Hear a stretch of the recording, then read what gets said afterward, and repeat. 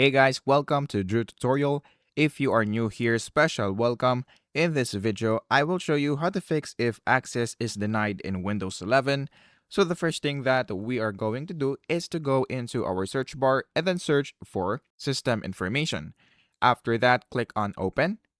And then in this part, just look for your system name. So once you look for your system name, just click on it and then copy it. So once you copied your system name, what we're going to do next is to go into our file explorer. So just open your file explorer right here. And then in this part, we're going to click on this PC. And then after that, look for your C drive. And then we're going to right click on it. And then we're going to click on properties. After that, on the security tab, we're going to click on advanced. And then we're going to click on change under the owner. And then in this part, on the enter the object name to select. So just paste the system name that we have just copied. And then we're going to remove this.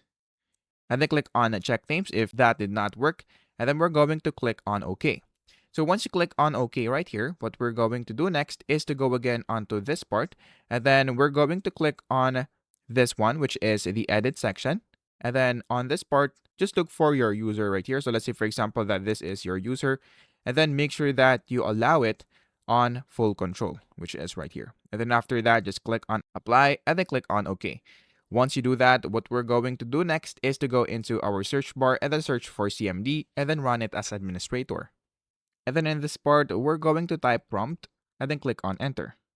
After that, we're going to type sfc space slash scanfile equals c colon slash windows slash system32 slash ieframe.dll.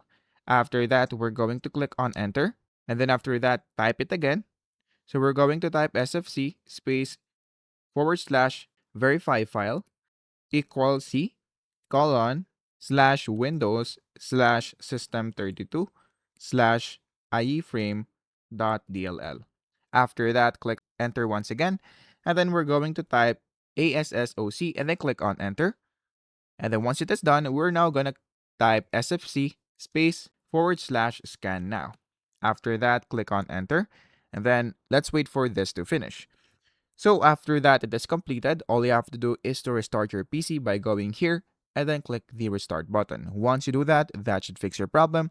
So that is basically it.